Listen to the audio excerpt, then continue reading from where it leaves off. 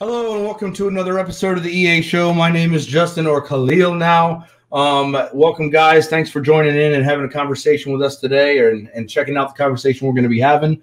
I'm excited for tonight. We're going to be discussing the Kalam cosmological argument. So we'll have we have 6 people in here, 3 on the theist side, 3 on the atheist side. We'll be discussing the Kalam cosmological argument with itself. If this is your first time here, consider hitting the like and subscribe button for more content.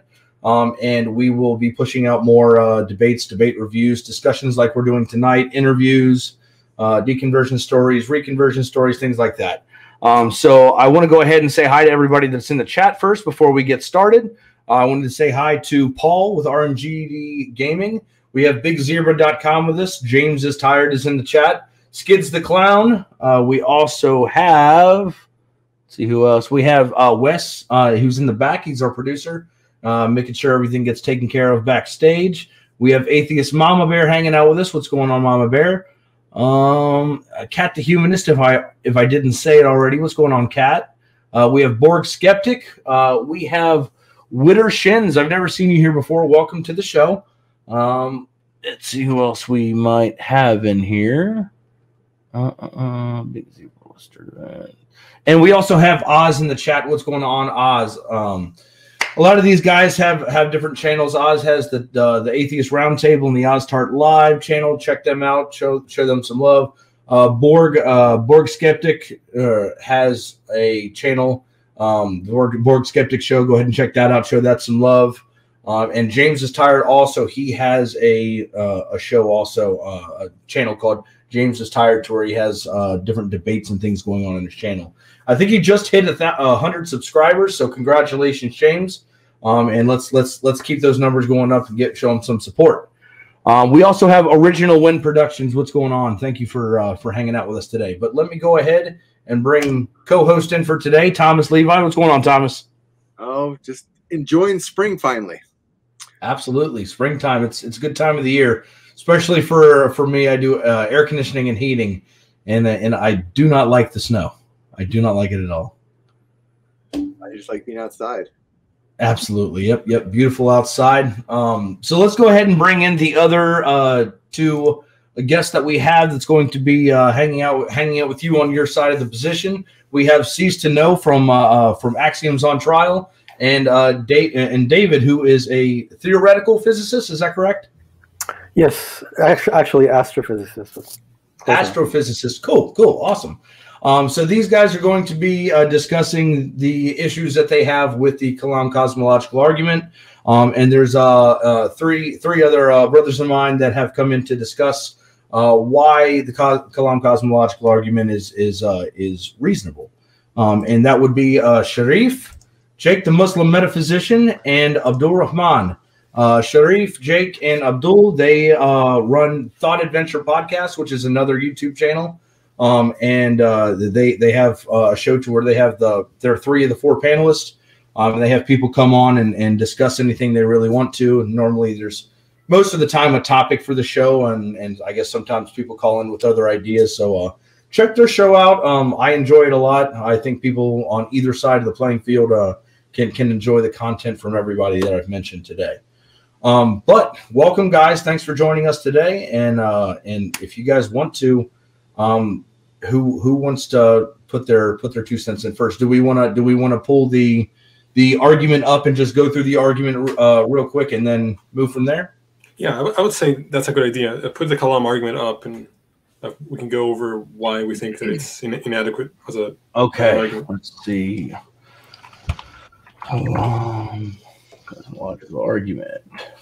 From my perspective, it's obviously there are clearly scientific problems with it that David will go over, but also on a philosophical level, there are certain issues that I'll address after David gives his breakdown of it.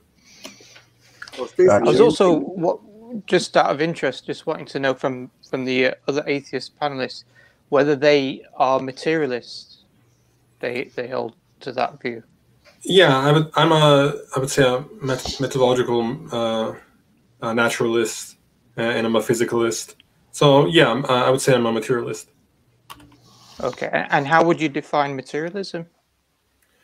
Just the idea that whatever exists is within nature is just matter, and that there's no reason to assume any kind of other ontology beyond that which is material, which is made of stuff. So effectively, there's always a material explanation for events that we observe. Sure. Okay. Is that the case for Thomas and David as well? Do they hold the same position? Thomas, go ahead. I think the argument is basically anything that exists had to have been brought into existence, either by intention or whatever reason. The argument for the universe existing is that something specifically created it, and that thing being a god. Basically, the atheist viewpoint is that it didn't need a god; just it exists. I think it's just asking if you're a materialist or not. Yeah. All right, so I have it pulled up, and this is the best one that I could find on here, where it just have the premises just laid out plainly. Premise 1 of Gazelli's reasoning involves whatever begins to exist has a cause of its beginning. Premise 2, the universe began to exist. Premise 3, therefore, a universe had a cause for its beginning. Justin, I'm sorry, I just wanted to address Sharif's question. Sure, absolutely. I wouldn't label myself as anything. I'm open to whatever good ideas are there. I would say that if you have a good idea, let me know what it is, and we can analyze it. That's my position. Okay, no, just the reason why I asked about materialism is that, as Cistino mentioned, that he says that he's a methodological materialist, that he believes that events that are observed, they have ultimately a materialist explanation. I was just wondering if that's how you view things. No, I'm not committed to any such position. Okay. Oh, I would say actually probably a similar thing where I'm open to changing my mind. I'm not necessarily committed to anything in particular. What I think the evidence suggests currently is that that is the most reasonable position to take. And that is sort of the ontology that I assume based on the current available evidence. Right. So, how? Just for David, then, I'm just curious. By the way, no, this is not an argument. I'm just curious.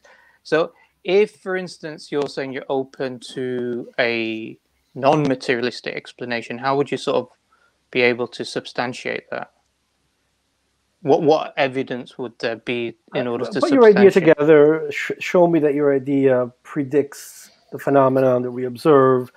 And wherever you're coming from, if you can do that better than other ideas, then your idea is at the top of the hierarchy.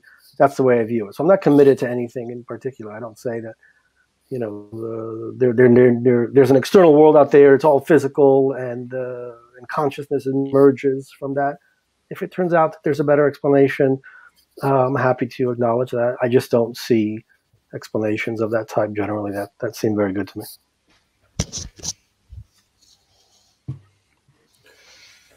So, we're getting to the actual column now, I think. Yeah, so Justin had it pulled up. I guess you guys can go through the premises and tell us whether you agree with them. Obviously you don't, but yeah, maybe you could just give us your overview take on it. So David, you can go first. Okay, so should we start with number 1? Yep. Yes. Yeah. Whatever begins has a cause of its beginning. Or whatever begins to exist has a cause of its beginning. Can you see the screen there? Yeah, no, I see. I'm thinking this is a different version. Okay. Whatever begins to exist has a cause. Okay. This is about cause and effect, and I would say that cause and effect are not fundamental. So if you're interested in things that are the deepest understanding of what's out there, it's not going to be a conversation in terms of cause and effect. Okay, so over the last 120 years, from science, we've seen evidence, and then we can talk about what we mean by evidence, pointing towards cause and effect really being something that's more of a common sense kind of thing. And we normally say that it's an emergent kind of property, an emergent kind of relationship, but it's not fundamental. And we can go into those details. So that's my problem with that. There's an assumption there that's not compatible with what we've learned over the last century or so. I'd ask you to elaborate on that if you can, David. I mean, just to learn from you. So when you say it's not fundamental, do you mean that it doesn't exist, or that there are exceptions to the rule? Good question. Right. So what does that mean?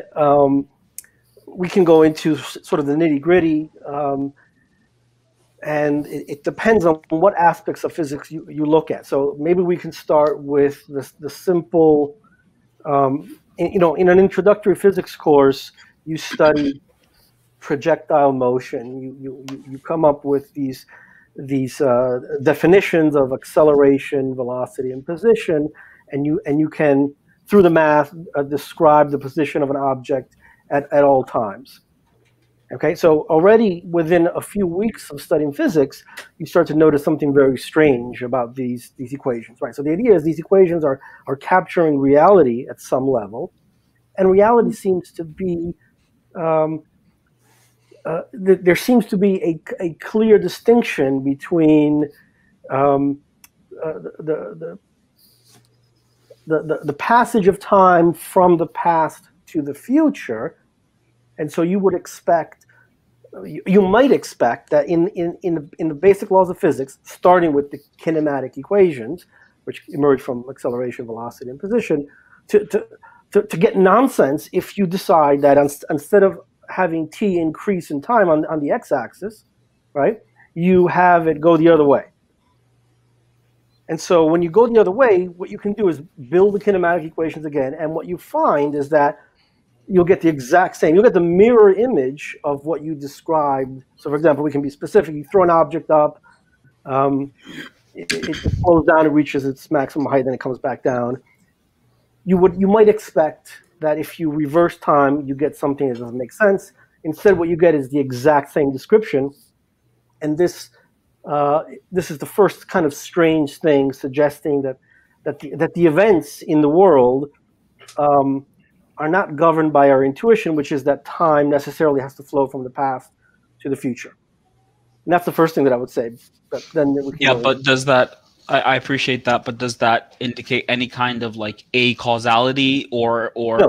Because, no, it's just a strange kind of feature, right? Just a strange kind of feature. As I said, you might expect from these laws of nature to find this feature that we observe, that the future is very different from the past, right? And normally we can think of this, and I express this in terms of making movies, right? If you make a movie of you throwing a glass and the glass falling on the ground and breaking, there's a clear asymmetry there. If you play the movie backwards, it looks like this is something impossible. And yet, when you go and look deeply in physics, you realize that there's nothing impossible about that. And this brings in other aspects of physics. But I'm just saying it's a strange kind of feature. It's not. I mean, I'll grant you that it's strange, and I'll grant you that our intuitions don't always comport to reality. But as far as the first premise is concerned about causality, I think we need to bring this back to that first premise and question whether what you're saying indicates that there's some kind of acausal process going on. So if it doesn't, and causality, then I wonder why. I wonder how that impacts this first premise. I guess. What I've said so far is just there's a hint when you start to look at physics that there's something weird about the way time is treated. We have an expectation, and that expectation doesn't seem to be met. But it doesn't invalidate cause and effect. Okay. So this doesn't invalidate cause and effect at all. We have to go deeper into physics and see what happens there. Can I interject one thing?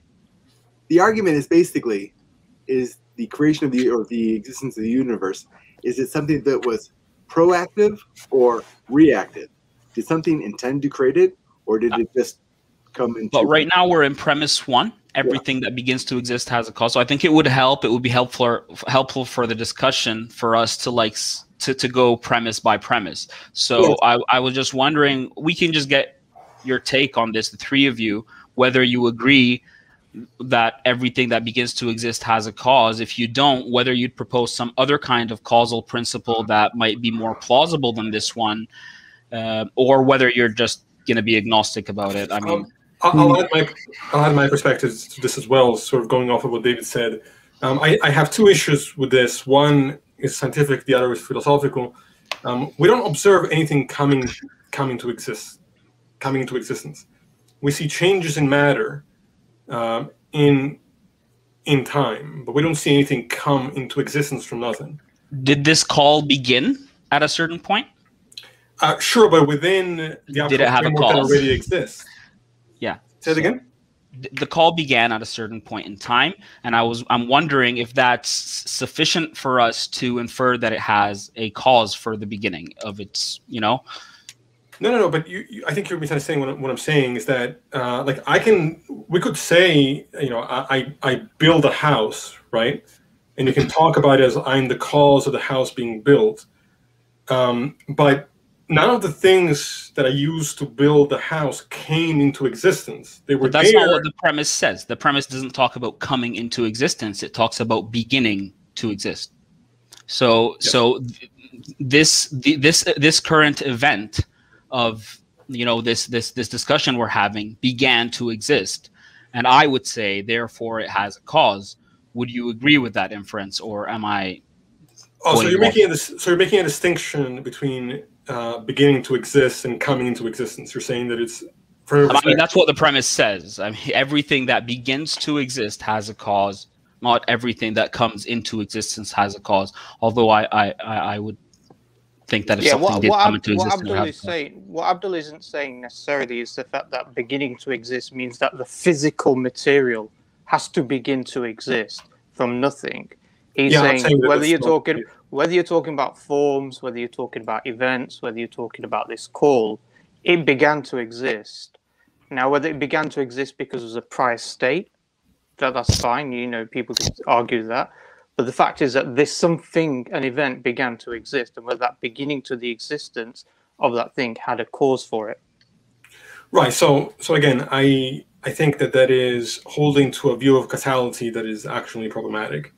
And like David was saying, sort of going off of what he described, is that the feeling of causality is more of like a narrative that we tell ourselves.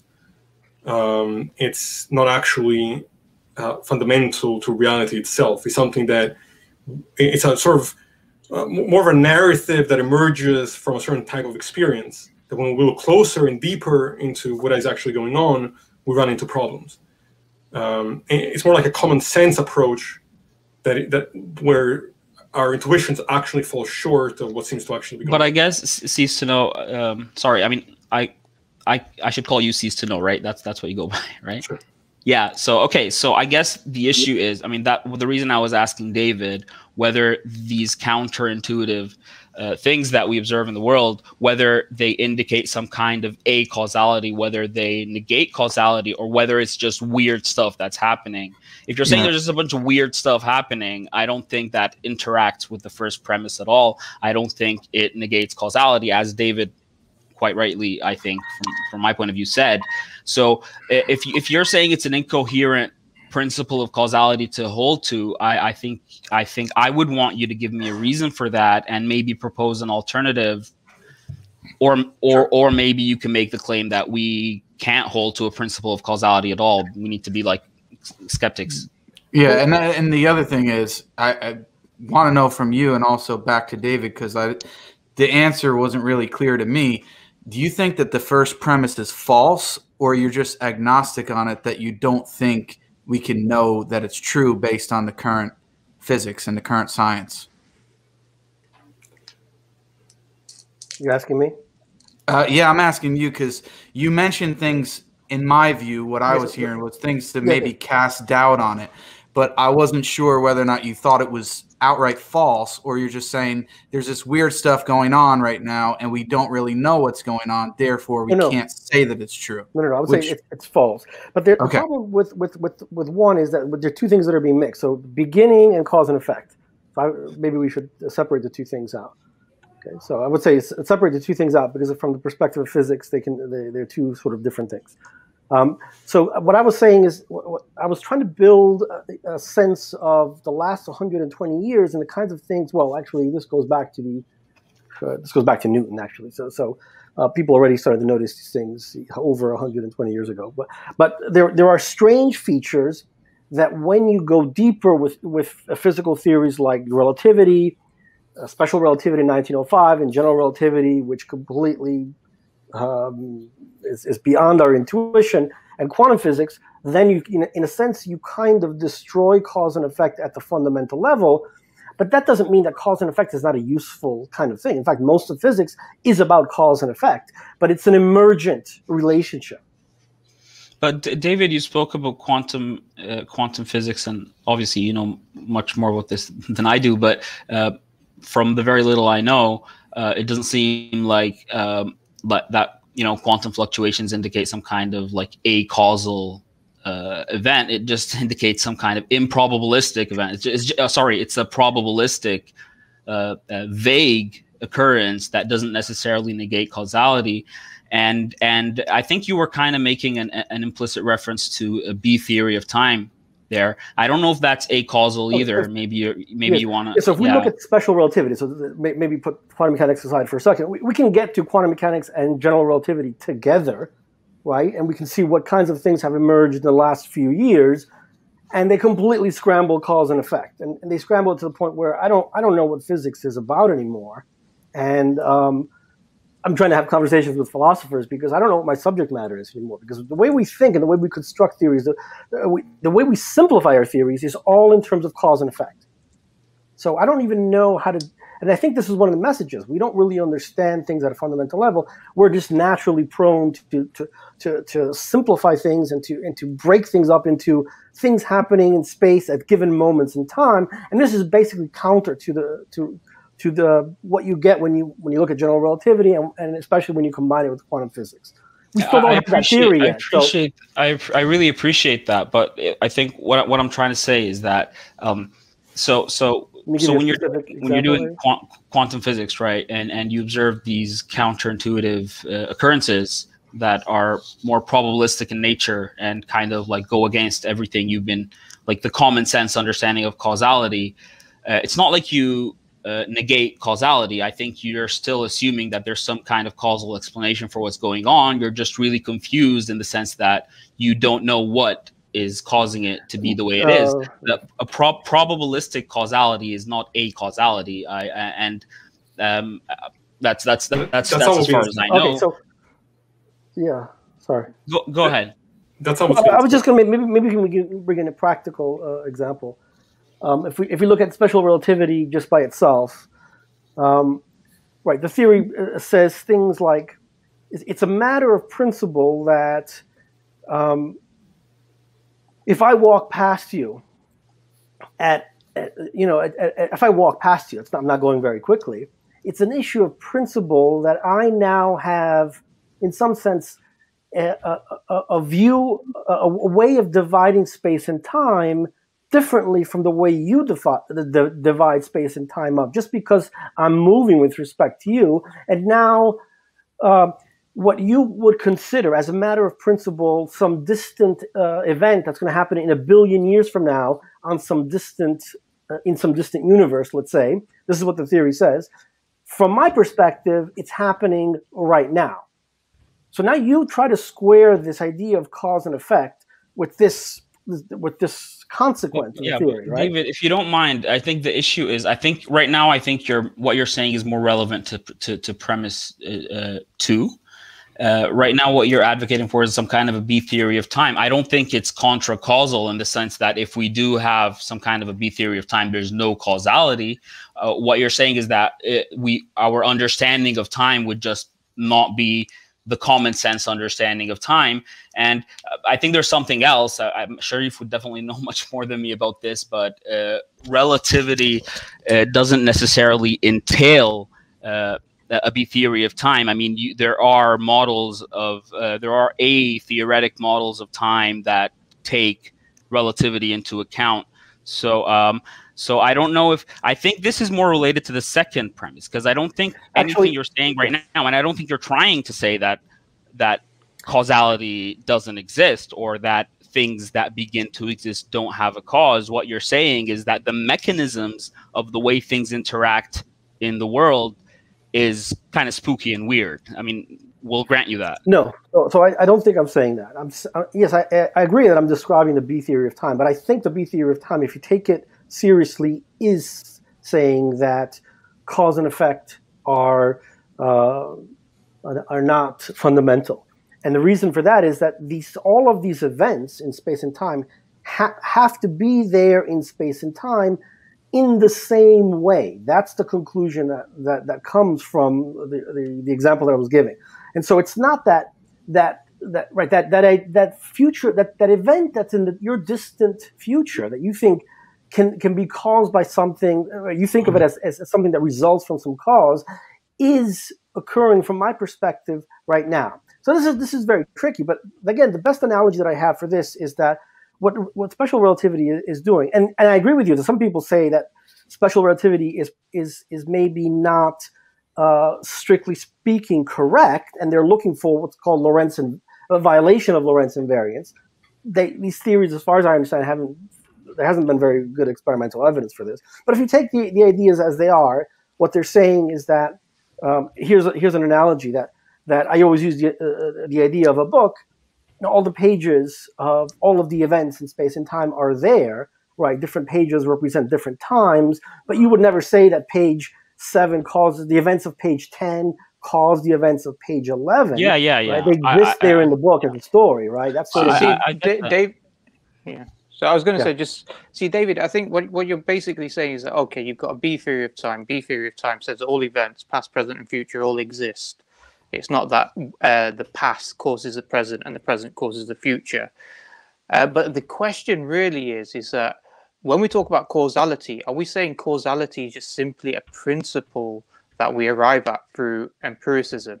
So are we observing causality, and that's the conclusion that we come to, which is causality? Or are we saying that causality is more fundamental? It's a metaphysical principle that we assume that events that operate within the universe have an explanation as to why they operate the way they do. Yeah. So there's two separate things here. So that's why, you could be a B theorist of time. You could believe that all past, present, and future events exist. But at the same time, you can also believe that every event within the universe has a fundamental explanation. It's not completely random. So I'm not saying that there's no explanation. The explanation is the laws of physics. Well, the laws of physics plus initial conditions. So the laws of physics. Plus the issue of plus the issue of conditions. Did you say plus initial conditions? Yeah. Okay. Yeah. Initial conditions. You said, yeah. Yeah. So the laws of physics put things in a relationship to one another, in the same sense that the numbers 1, 2, 3, 4, 5, 6 are in a relationship to each other. But you wouldn't say that these numbers cause each other, right? That same idea. Yeah. What I'm saying is that's what emerges. So if you don't like the things that but numbers are abstract. They're not concrete entities.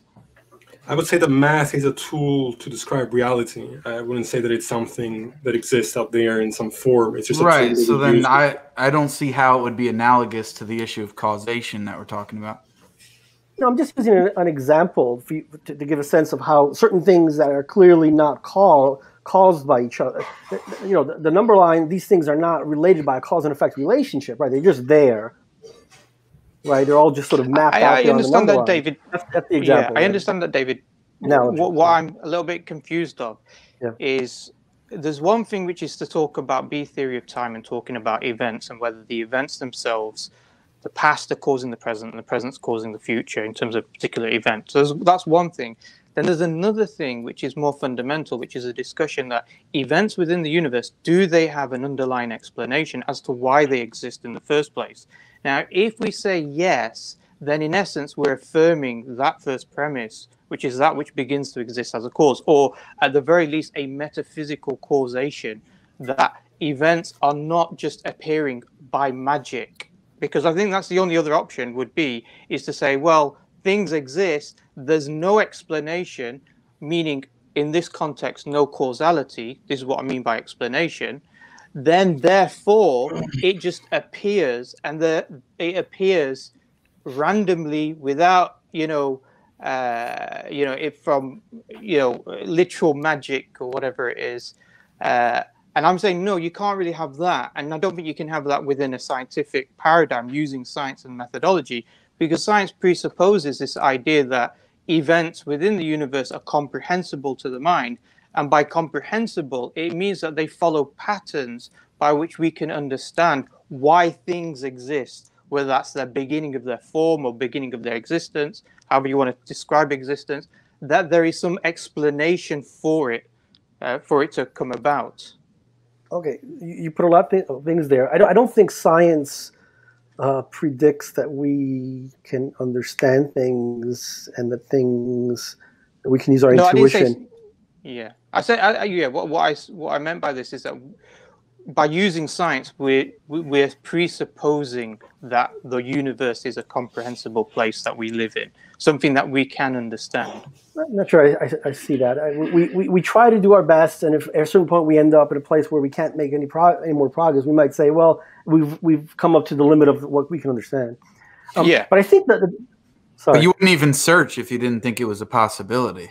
Sure. But that's different than saying that we're presupposing that we'll find those answers. We tried our best to, but I don't think you're necessarily presupposing anything. But David, I was going to say that I think there's a bias here that comes from a strong intuitive sense.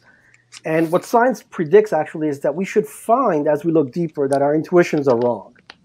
And so it's not that explanation, it's not that if cause and effect are not fundamental, it's not that explanations don't exist. Explanations exist, and the explanations are the laws of physics. They're telling us about patterns with things. But you want to elevate cause and effect, right, to a place where I don't think it belongs. Cause and effect is an emergent kind of thing, and so maybe there's a different. There's no. Yeah. Okay, can I add one thing? I think you're conflating cause and effect with explanation. Something could be an explanation. That's what I was going to ask. Something could be an explanation with how it's functioning as a cause in the context in which the Kalam argument is trying to frame that's reality. That's what I thought I was saying, right? Yeah, it was. So how are you differentiating between explanation and cause? I'm just saying cause, because I don't necessarily hold on to the idea of everything has to have a materialistic causation, because obviously I'm a theist, But and that's why I asked the question about whether you're a materialist at the beginning. But what I do believe is that everything has an explanation. Yeah, there is an explanation. Because if there isn't an explanation, then it's just literal magic. Okay. Then. So the absence of cause and effect doesn't preclude explanation. Okay, so how are you differentiating between the two? Have you got any examples that you can explain to differentiate them? So you don't like my statement that cause and effect is emergent. It's some kind of average kind of thing. So when I was going back to looking at the laws of physics, they don't know the difference between the past and the future. And then you look at relativity, and then when you combine relativity and quantum mechanics, you basically start to scramble cause and effect, and you now have a world where A causes B and B causes A at the same time, right? This is what we're coming to when we combine relativity, or the part of relativity that's called the general part, with quantum physics. And that's David, I was going to say, if we rephrase the first premise to say that whatever begins to exist has an explanation, would that be problematic in your view? I would say that anything that's out there likely has an explanation. I'm fine with that. Okay. Do you think that would be a presupposition? I'm just wondering. Sorry, Sharif. Do you think what David just said would count as a presupposition, that everything out there has an explanation? It might not be true, well, I wouldn't be able to make sense of what the opposite of that could be. So I would, if it is a presupposition, it's one I share, that I think everything that exists would have an explanation, but that is separate to whether or not we could actually find that explanation. Yeah, I agree. But do you agree that the belief that everything out there has an explanation has to count as some kind of a presupposition? Because you're not going to go out there and get evidence for that. Perhaps. I'm not. I mean, I'm not sure why. Why do you have to presuppose it? Can't you just go and look and say, "We'll see. Let's see what we get," and we might end up.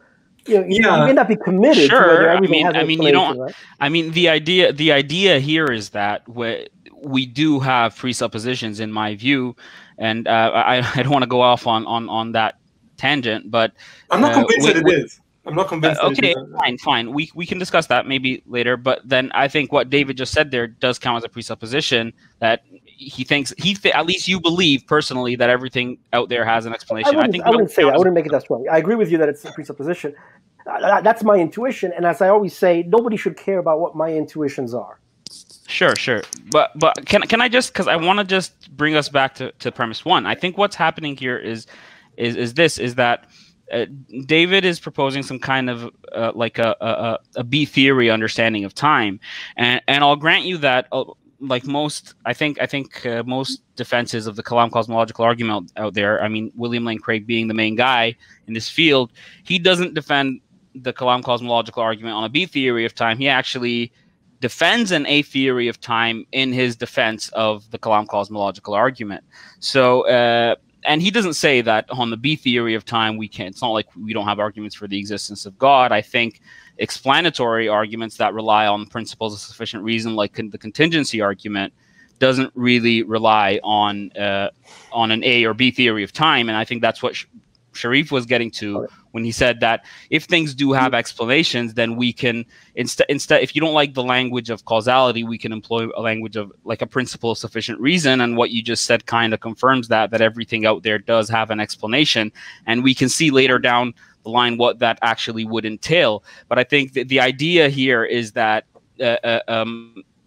on an A theory of time, on a common sense understanding of time, just not to get too deep into the science, if we can agree that there's some aspect of permissiveness here between A and B theory, and I'm sure there's not some kind of a scientific consensus on this, we're nowhere near that. So if there's some kind of permissiveness here, and if let's say if we assume an A theory of time, would you agree in that case that everything that begins to exist has a cause? Because, sorry, one last thing, because even on a B theory of time, I don't know if you would agree, the fact that there are different frames of time that exist simultaneously, I mean, I think the language used is before then, simultaneously with, after then. Instead of using it in tense language, that's how they put it. So everything actually does exist. I think that doesn't mean that there isn't some kind of causal order.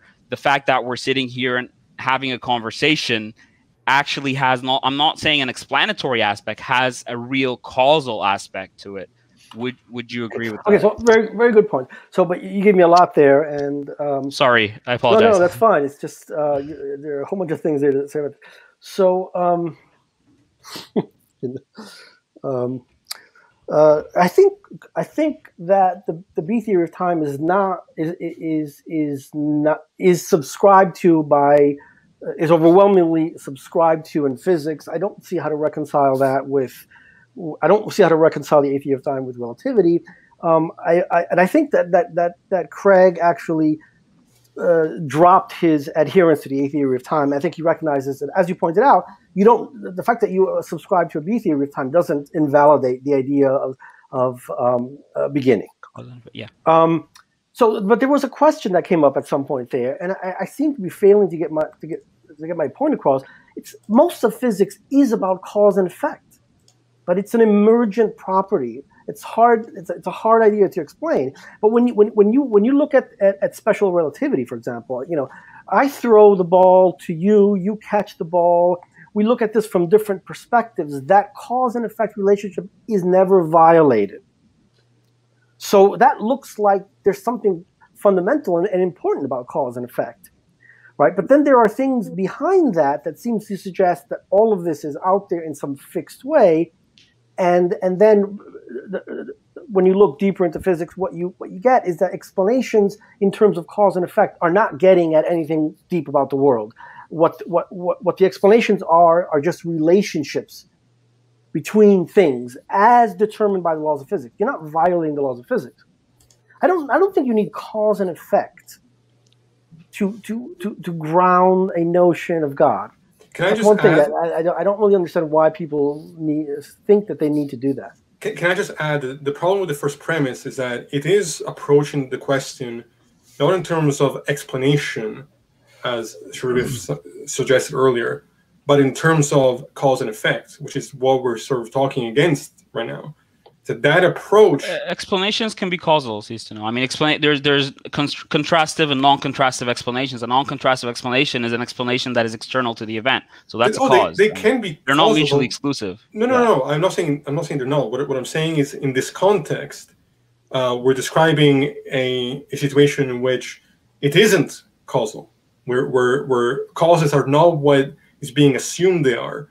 So no, I think there might be a bit of an equivocation here. I think David thinks we're talking about some kind of like a necessary material causation, where we see an event and we assume a certain theory of time and we say this happened, therefore that happened. No, what we're saying is that if there is an event, there is something that accounts for that event. So something that begins to occur, there is something that made it begin to occur. I don't know that anything that David said is actually negating that. He seems to be agreeing with that from a certain aspect. But what he is saying is that when you get down to the nitty-gritty of the physics, when you get down to the quantum level and all of that, you see that things don't work the way we expect them to work on the quantum level. I think that's a different thing from what we're saying. We're saying that things that occur have explanations for their occurrence. Whether that's going to be an internal or external explanation, there is something that's going to be there's something that's going to account for that. And I think David agreed with that when he said that he believes that everything does have an explanation. So there might be a bit of an equivocation in terms of how we're using cause and effect here. Okay, I'm perfectly with you when you talk about explanation. Everything has an explanation. Any event in space and time has an explanation, and these explanations are the laws of physics, plus the initial conditions. Fine. I mean, we're okay with that. So it seems you agree with premise one. No, I don't see why I agree with it. I think you have a problem with the word cause, but then, so if I tell you that, let's assume for the sake of argument. Okay. And you have to keep in mind. You have to keep in mind that cause and explanation or reason were used almost interchangeably in ancient Greece, where this whole idea from Aristotle came from. That's one of the lessons that we've learned, right? Exactly. But I'm just explaining why there could be a miscommunication happening. Oh, you're saying that we need to update the terms of the arguments behind these things. Instead of talking about cause, we should replace that with words like explanation. Okay, then I'm fine with that. Yes. I'm saying that I think in its original context, if we're taking into account how we use it in modern terminology, it was something much more akin to explanation or reason. That's what it meant. Okay, then we're all on the same page. So everything that begins to exist has an explanation. Things that exist have explanations. Yes. Nice. So I think we can move on to premise 2 then. Well, before we move on, I do have a super chat that asked if Abdul could explain how the truth seeker label is a presupposition of something called truth existing and it's being searched or searched. Yeah, so I think what Arum is saying here is that when we go out there and do science, we're assuming that there is something intelligible about the world. And there are things that you have to assume in order to do science. For example, in order to do it, to even have any notion of induction, you have to assume that the future is going to be predictable, as in the future is going to match your past observations, so that you have specific observations and you generalize them and you expect the future to match your previous observations. I think that is at a very fundamental level a philosophical assumption that you can't go out there and empirically justify, because apparently, I mean, for now, we don't have access to the future. So I don't think, so I think that's what Aaron was trying to say, that the intelligibility of the universe is something that has to be presupposed. And I think this can take us back to arguments about the discussions about the cogito and how you know the external world exists and how you know anything you're experiencing is vertical, all that stuff. Go ahead, Cecil. Sorry. Well, no, I want to give David, because he has to go soon, the rest of to deal with the parents. But I want to get back to that issue, because I actually disagree with you that anything is being presupposed in my worldview. I think science. Yes, you may be right in saying that when we're using induction, our expectation is not one that is matched with certainty. Like, things could end up being different than when we expected to. But I'm not presupposing. Saying you couldn't know. I'm not talking about certainty. I'm saying you couldn't even fallibilistically make the claim that like you could. It's not a logical. It's not a logical consequence. Like John Searle makes this point when he talks about the relation between rationalists and empiricists and the debates they've been having. If there's one thing that the empiricists are going to grant to the rationalists, it's this one. It's the fact that the predictability of the natural order isn't something that we can learn through experience, because if that were the case, then you're going to have to assume that your experience is going to get repeated tomorrow. I mean, you're going in a circle. So you had a certain experiential background. I'm well aware of what the argument is. What I'm saying is that I ultimately, so I agree with the fact that we can't. There's no logical necessity that we can apply there between one event and the other. I wouldn't say that we're presupposing anything there. Yeah. Maybe presupposing is the wrong word if you want to say that it isn't necessarily knowledge. If you want to say that it's something that's just ingrained within us, that we just have this intuitive insight into the world. I talk about it as in terms of justified belief given the tools available. Like, I'm not presupposing that tomorrow the sun is going to rise. I believe it does, and I believe it based on my experience in certain tools that I'm applying to reality. I'm not saying you're not justified, but I'm not saying that you can presuppose something and be justified in presupposing it. But the idea of presupposition is that it's not something. But I'm not starting with the presupposition and then going out there into the world. The belief is created secondary to the experience. So let's change the word presupposition, because maybe you're uncomfortable with it. Let's just say it's not empirically verifiable. Sure, that's fine. Yeah. So you don't learn it through experience. It's something else. I don't know what that is. Well, but, actually, I'm not even sure that I quite agree with that either. But if you learn it through experience, then it's empirical. But you just acknowledge that it isn't empirical. So our experience of how do I say this? The uniformity up until this point is based on our experience. But how about the repeatability of that uniformity? So that's different. So I agree with you there. The assumption that it's going to continue to be the case, that is not empirical. Okay, so it's not empirical, but we know it, then it's something else. It's something. I wouldn't even say that we know it. I would say that we are justified in believing it. I wouldn't say that we know it. Okay, it's not knowledge, but it's something that we are justified. Belief. It's a justified belief. It's a justified belief. Yeah. Yeah. Okay. Fine. So you can have a justified belief that isn't based on experience. Yeah, but see, I'm not. If we're talking about the eventual return to the event, I'm still saying you don't arrive at that. How do I say this? I think of the words to use. I don't think you can entirely divorce our experience from the totality of the thing. I agree that you can't divorce it in the sense that you have to be conscious in order to have any belief in the first place. So fine, but the question here is whether the belief itself is based on your experience, and I think we've already established that couldn't be the case because you haven't experienced the future. So the assumption that the future is going to match the past is something that you believe, and by your admission, justifiably so, and without experience. But it may not be justified. It may or may not be. Well, you're going to have to make up your mind. No, but I think that's the issue I'm pointing to, is the fact that we have this intuitive... If it's not justified, then what you're saying is anybody who holds the belief that the sun is going to rise tomorrow is irrational. So if I have the belief that the sun is going to rise tomorrow, I'm not justified in holding that belief. You want to make that claim? What I'm saying is that the reason why we think it's justified is based on the prior experience. Now, if you want to think it's justified, but it's not justified. Not in the sense, not in the framework that you're putting it in. If by justified you mean, how would I say this? David, you get what I'm trying to say here? I have reasons that justify the belief. That's what justifies. So I have reasons for my belief. What did you say, David? It's not irrational. It's the laws of nature that we've identified that give us confidence that certain things, that we can predict certain things. So David, I think the problem that Cease to Know has is the fact that you're saying there's a law. The law presupposes that there's a fixed pattern within nature. That fixed pattern within nature is known through an inductive process, which is trying to extend it into the future and into things which we don't experience. Now, obviously, through science, we do that. We have to have certain assumptions that our local events can be generalized to a certain extent, so long as the variables stay the same. Now, this is the problem. The problem is that Cease to Know doesn't want to give any credence to the idea of any idea that doesn't come directly through empiricism.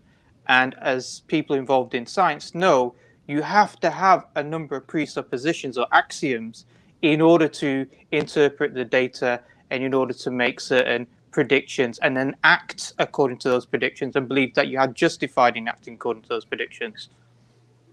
Theories are produced all the time that are based on intuitions, and it's not even clear the extent to which they're justified. In fact, we have conversations about, why did you use this principle? Why did you transplant this principle in making this theory? What is the symmetry principle? Some people would say you would need this in your theory, and some people would say you need that kind of thing. Why did you do that? It's certainly not just empirical. Okay, let me give you an example. I wasn't suggesting that. I wasn't suggesting that it was. I think there was a misunderstanding there. Okay, cool. Well, maybe there's a clearer example. Oh, go ahead, Sharif. I was just going to give a very basic example, isn't it? It's like the COVID vaccine, Pfizer. Yeah. So hopefully we're not all anti-vaxxers here, or there aren't any anti-vaxxers. But what the scientists do is, when they didn't undertake tests, they take a sample study of patients, and they'll take different age groups. And based upon how those different age groups interact, so maybe they'll take a sample size of 1,000 from different age groups. They'll look at the correlation of side effects through taking it. They'll try to understand the mode of action. And based on that, they will generalize to the population. And therefore, they will say, we are justified in saying this is safe, until further evidence comes. But at that moment, they are justified in that. So they're generalizing to future populations, and greater populations than just the narrow sample that they investigated. Those are like the presuppositions that we engage in when we do science. I mean, there's the most fundamental presupposition that I think Cease to Know would agree with me is also not something that is demonstrable empirically, which is the assumption that the external world is real. That's the most basic one. It's the classical example, really. I think everybody here would agree with me that the average person is justified in believing that the external world has a real existence.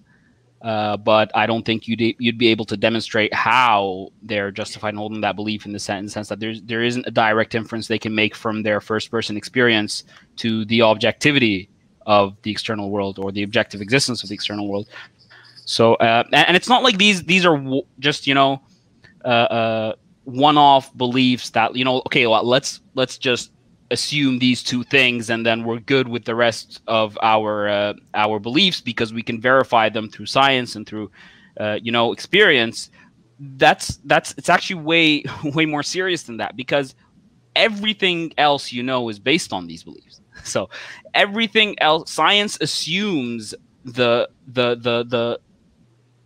ontological reality that is out there. It doesn't make claims about the nature of the ontology. Cease to Know, I understand what your objection is going to be. It doesn't make claims about what the ontology is, but it assumes that there is a real ontology. There is a true ontology external to your subjective experience. If that weren't the case, science couldn't operate, because science relies on a third-person observation. There can't be third-person observation if there wasn't an objective experience. It would just be your first-person perspective. Science would fall apart. Science relies on third-person observation. I don't know. You're not suggesting, though, that there's a problem with the way science works because of these. No, precisely. I'm not suggesting that, but I'm saying there would be an inconsistency if you look at other beliefs that are not necessarily directly verifiable through experience, like something like cause precedes effect. for example, and you will say that, hey, that's not justifiable to our experience, or a presupposition, for example, about something like a principle of sufficient reason, that every contingent fact has an explanation, something that I can't go out there and empirically demonstrate to you. I think there would be an inconsistency if you accept that the basis of everything you know is really, by an empiricist standards, not empirically justifiable. But when someone else makes claims that are based on other seemingly equally intuitive axioms, it seems like there's a problem there. I think there's a bit of an inconsistency if that's what you're saying, basically. David, I'll let you respond, then I'll jump on after, because I know you. No, go ahead. No, so, well, are you leaving at 9? A few minutes later, I'm okay. Okay. Are we going to go to the other arguments, or? Yeah, let's go to the second premise. But Abdul, I will return to this issue here, because I think there are some issues with what you're saying to some degree.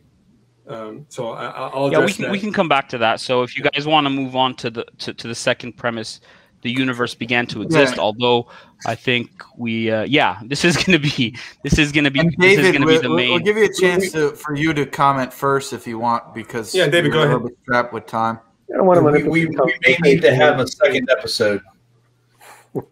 Yeah, maybe. Possibly. The universe began to exist.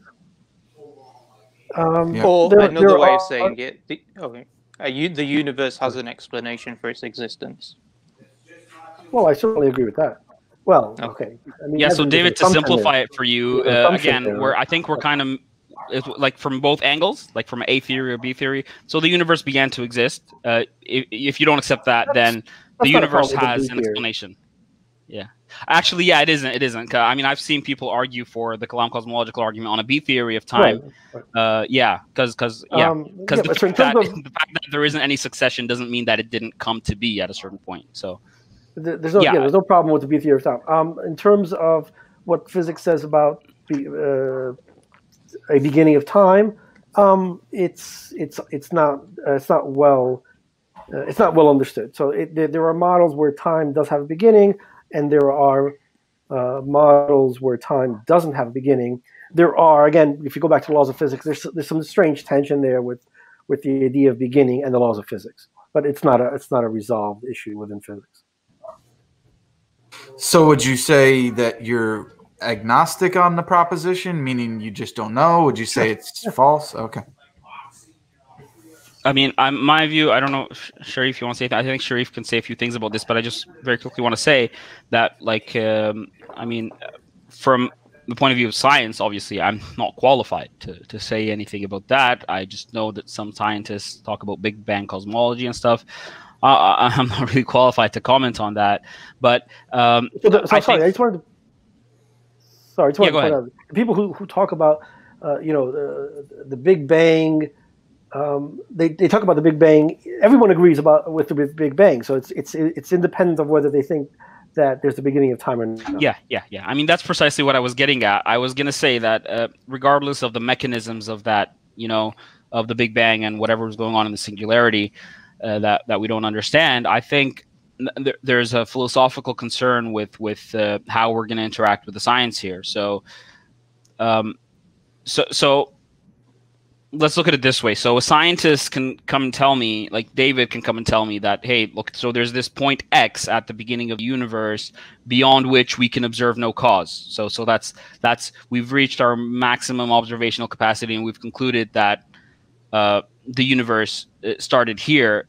Now, I want to ask David if you would make that kind of like negative ontological claim that there is nothing beyond this point, because I think the philosophical or the epistemic concern here is that we're limited by observation when it comes to science. So we can assume that there's no observed cause, but we can't assume that there's no cause. I'm not talking about God here. I'm talking about a material cause. So I guess I'm actually on your side here. I'm guessing what I'm trying to say is that a scientist can't really come and definitively tell me that the universe certainly began to exist, because what they'd be saying is that there is nothing beyond this point. And I think they can have reason to believe that, but I think the way science works, based on like methodological naturalism, and it would always assume a material cause. It would always assume something behind the observation or the phenomenon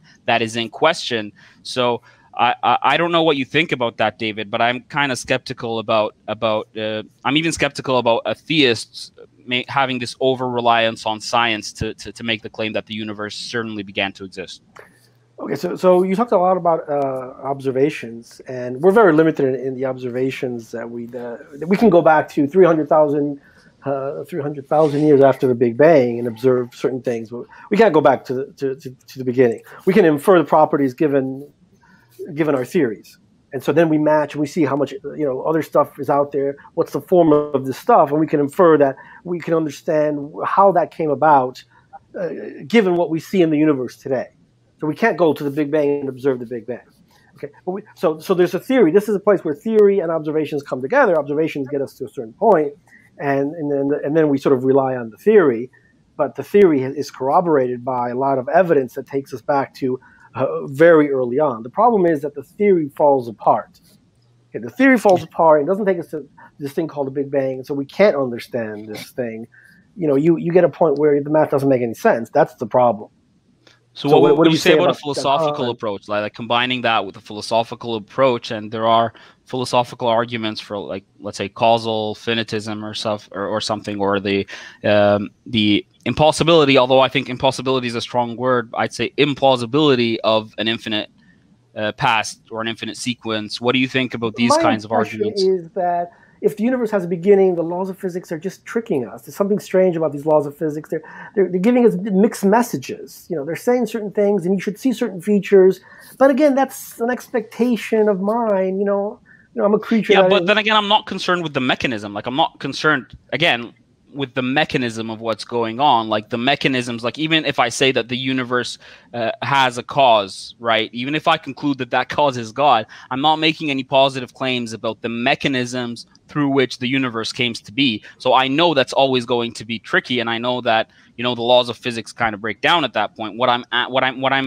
I'm concerned with another aspect of that, with the philosophical aspect, or like it's concerned with the metaphysics of causality and causal finitism and stuff like that. And there are arguments for there are arguments against an infinite series of past events, for example. There are arguments for and against the continuity the discreteness of time and stuff like that. Like Alexander Proust and sorry.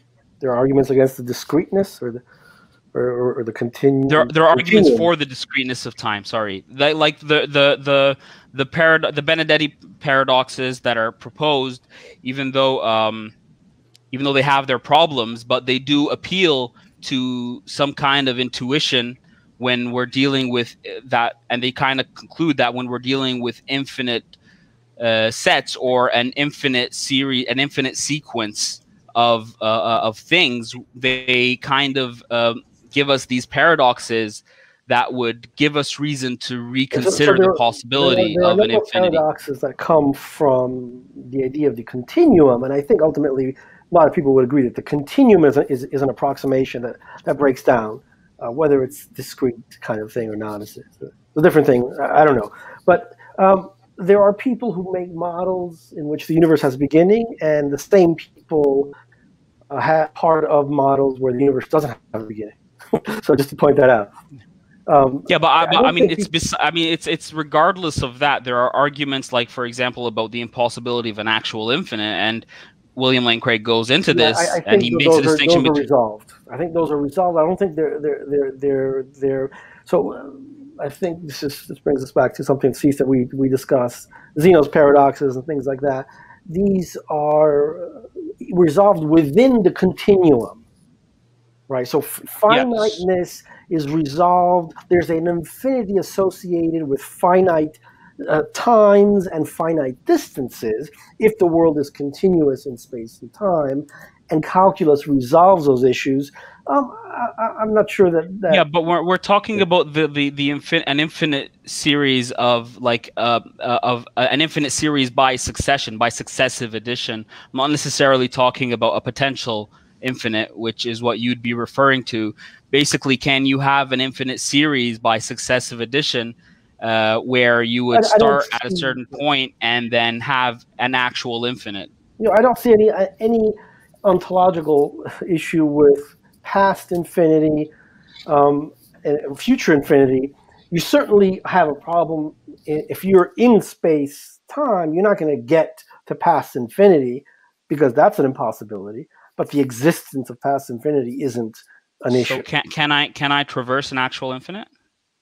Can I count to you an are infinity? traversing a kind of infinity if space is continuous, right? That's a potential. That's a potential infinite. I think the idea, like, David, do you believe that the universe space is a continuum, or it's not made of discrete parts? No, I don't think that continuity is a feature of the real world. I think it's an approximation of something. Okay, because obviously, generally, the understanding is that Planck's length is the minimum distance. I think that's a point of confusion. People play around with these constants, and they get this small length, and they get a small time, and then people think that people have decided that those are chunks of space and time. There's no evidence of that. That doesn't emerge from anything. That's just an argument that there might be something special going on. David, go ahead. I was going to say, but there's two discussions. One is a scientific discussion in terms of what the science has come to in terms of that, and we can discuss and debate that later on. But there's also another discussion, which is the philosophical discussion about the nature of being able to partition something an infinite amount of time. Yeah, so that's now no longer an empirical discussion. So, David, are you saying that discussion, the philosophical discussion, that space can be subdivided an infinite amount of time, is a real possibility? If you allow certain assumptions in, like the existence of an infinitesimal, then there's no problem. You can resolve it, but you have to accept certain assumptions. Now, I'm not a fan of this infinitesimal concept because it seems to be a kind of evanescent kind of quantity. So I think it's an approximation. But what I'm saying is that if you do believe in this kind of thing, you assume a certain thing, then you can resolve these paradoxes that you're referring to. Yeah, but it seems like you're saying if we assume an infinity, then we can say there is one. You're assuming a kind of tiny little thing that's smaller than any other thing that you can actually write down. So that's the assumption. That will get you to resolving these paradoxes of infinity. But even that, if that's a point by which it can't be divided any further, then it's still not going as an actual infinite. Yes, you can't. Oops, my battery is about to. So, David, can I start? I think to clarify this, can I start counting now, and then reach an actual infinite number of actually count an actual infinite number? Yeah. So you're gonna. If let's say I'm immortal and I can live forever. You're worried about the fact that a finite distance or a finite time in the continuum can be shown to have an infinite number of subparts. Right? No, that would be my concern with a potential infinite, with that, which I'm okay with. What I'm asking you is about the possibility of an actual infinite. Can I count an infinite set? Can I complete the counting of an infinite set? Okay, so the kinds of infinities, the way you count infinities is beyond my intuition, and I don't have great intuition about infinity. I'm always surprised by the weird ways in which infinity comes into play in physics, but it's essential. What I've said before is that I don't know that I can take my problems or my issues, the misconceptions maybe that I have in dealing with infinity and put them up on a pedestal and say, therefore, infinity, because it doesn't make sense to me, cannot be accepted. Sure. Yeah, sure. And that's, I mean, you have the right to do that. It's not like we necessarily have to follow suit. But then the idea here is, I recently read a paper by Alex Malpass. He wrote in response to William Lane Craig about actual infinite. He was actually trying to argue against the impossibility of actual infinite. He's an atheist. And so in an answer to this question that I just asked about the possibility of me counting up to an actual infinite, it's clear that that's not possible. No, you can't. Like, Right. You're not going to do finite count. Right. Yes. But when you integrate, right? If I integrate from 0 to L in dx, I get L. And that's an infinite number of little parts that I'm adding together. So I am counting in some sense. Again, you have to accept the notion of an infinitesimal.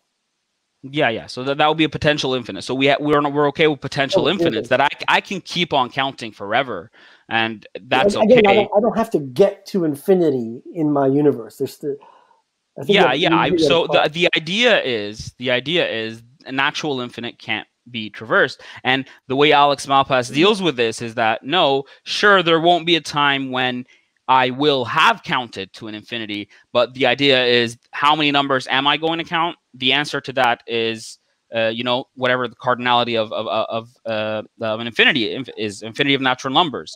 And what I think is happening there is that, sure, that's the right answer, but you can't really export that into your reality, because when we ask the question, will there ever be a point where I actually have completed the counting of infinity? Yeah, I agree that this is not an issue of intuition. You're not going to get infinity by counting.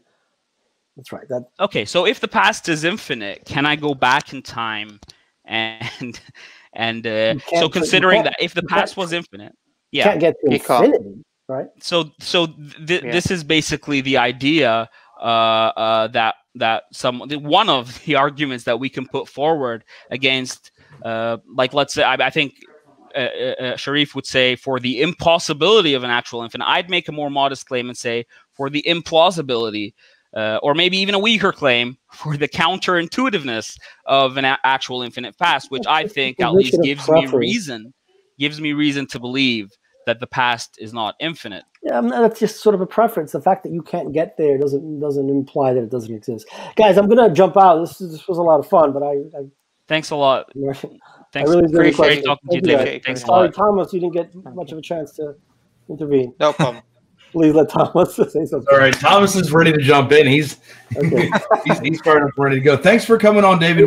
Thanks a lot, David. Take care. We'll try and do this again so we can hopefully get through this 3-premise argument. Okay, 1 hour is not enough. So I just want to say one last thing about David. David's leaving now, so you can leave first, David. I don't want to keep you here, but I just wanted to comment on the last thing you said, that the fact that I can't conceive of it, for example, doesn't mean that it doesn't exist. Or I agree, I totally agree, and the fact that I can't conceive of the fact that maybe solipsism is true or the external world doesn't exist doesn't mean that it isn't a possibility that my experiences are all on their own. I agree. But again, when we talk about, Jake was talking to me about this earlier, the principle of credulity, right? When something seems to be the case for me, now I expect you, if you're going to come and tell me, hey, I know that seems to be the case, but it's not, or you're not justified in holding to that belief, then I want you to give me a defeater for my belief, in order for me to, abandon it. Just say one last thing as I leave. Just say one last thing as I leave. I think one of the lessons of science is that we need to recognize that it's time to leave our intuitions at the door. I'll leave it at that. How about our intuition that the world is real? Try to explain what you observe given that assumption. See how far you. I'd say if we're going to be skeptical, we should go away and just